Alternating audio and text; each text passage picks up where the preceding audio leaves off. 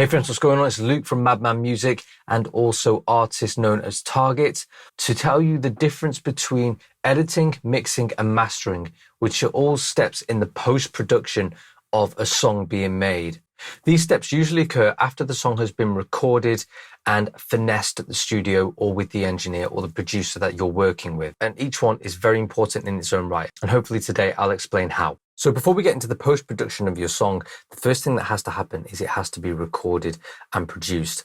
And the reason I'm mentioning your recording first is because this step is incredibly vital to how well the editing, mixing and mastering turns out. You see, if you have a bad recording in the beginning, it's going to be much harder to rectify that later on in the music making process. But if you start with a great recording and you work with a really great engineer and everything sounds good, you're well rehearsed, you know your song, your vision is very, very clear, well, that's going to help make every step that little bit easier. And the common rule of thumb is if you enjoy how the song sounds after you've just recorded it, you're probably going to love it after it's mixed and mastered. Okay, so now that we've cleared that up and out the way with, and you now know that recording is crucial, let's move on to what editing is.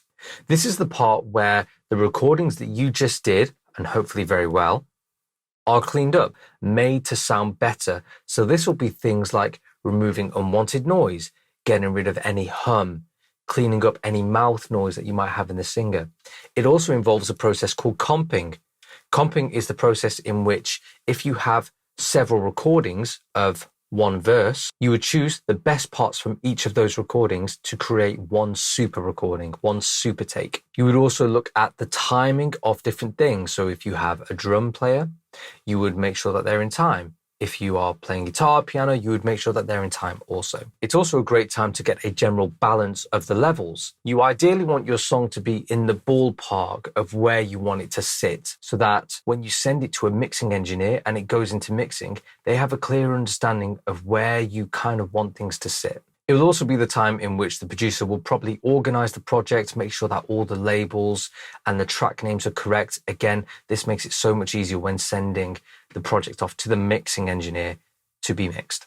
And lastly, it's also the time in which you would pay the most scrutiny to the track. You would both, or whoever's in the room, sit back and listen to it, paying absolute scrutiny to your work, just to make sure that there's nothing that you've missed, make sure that you've not overdone anything. And at this stage, if you find something, well, then you would go in and edit that and maybe make a change. Okay, so that's editing. Then we move on to mixing. Mixing is where the engineer pays attention to the sonic balance. And what they do is they sculpt every individual track so that it all fits together perfectly like a jigsaw.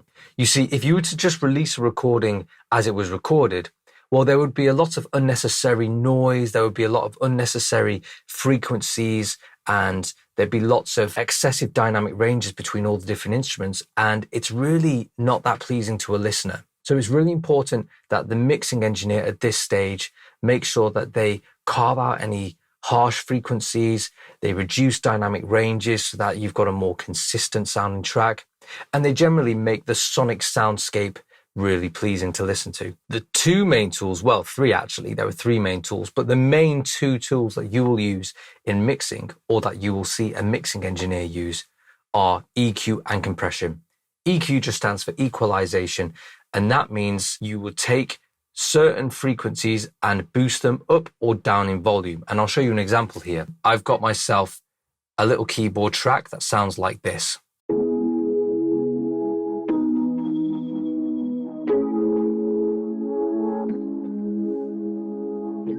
Pretty nice. What the EQ will do is it will look something like this. This is called a channel EQ, and it's also known as a graph EQ because it's got this graph here. And when I hit play, you will see the curves of the track being shown in the EQ.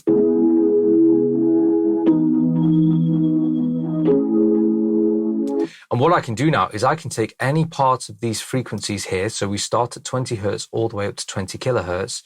And I can grab any part of that frequency spectrum and boost it in volume or cut it in volume. And it will sound something like this. Let me boost it around here.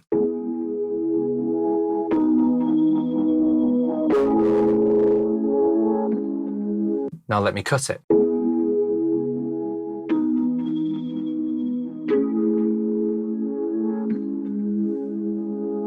they are extreme examples of EQ. And what you'll find is the mixing engineer will do more subtle, more tactical moves to make sure that the sonic soundscape works well together. Another tool that will be used is compression.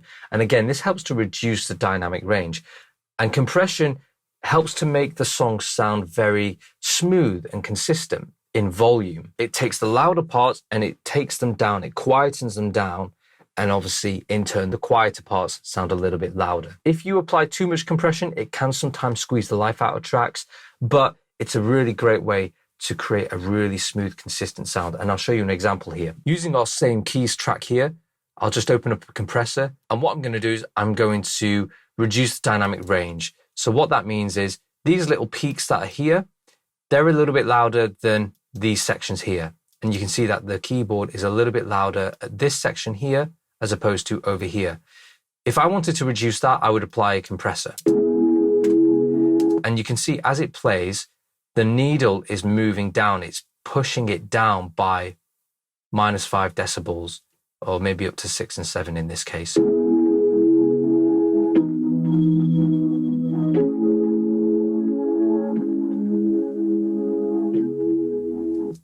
And what that does is it just, as I mentioned, makes a smoother, more consistent sounding take. This is particularly useful on vocals where the dynamic range is very excessive. You can be really quiet when singing, and then you can be really loud. The third thing, which is often overlooked by a lot of people, but professional mixing engineers will use this, is saturation.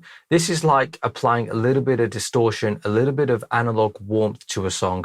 And this is just a really great tool to give the sound some extra harmonics, characteristics, and body. And it paves the way for creating a sonically pleasing mix. During the mixing stages, what you'll find is the mix engineer will probably start off with a technical mix. This is where they make sure that technically everything works together, everything fits and sounds good. This just means that there's no frequencies that are clashing with one another, that the dynamic range is pretty consistent, and that it sounds generally pretty good. The next stage after that will then be the creative mix. And the creative mix is where you, the artist or the musician, would step in and start having a little more control. The creative mix will involve things like adding reverbs, delays, phasers, flanges, all these cool, fun effects. And it will be the part where you jump in and say, yes, I want a bit more delay on my vocal. I want a bit more reverb. It's a lot more creative and a lot more fun. It's a lot more experimental. And that will be done after the technical mix. After you've suggested your ideas to the mix engineer, they'll make those changes, send it across to you. And what you would do is take a listen to it, and then you would send across your notes. When the engineer addresses those notes, this is called a mix revision. Now, you will have a few mix revisions with the engineer, and each engineer is different, and each studio is different. Some will give you 2-3 mix revisions, some will give you unlimited.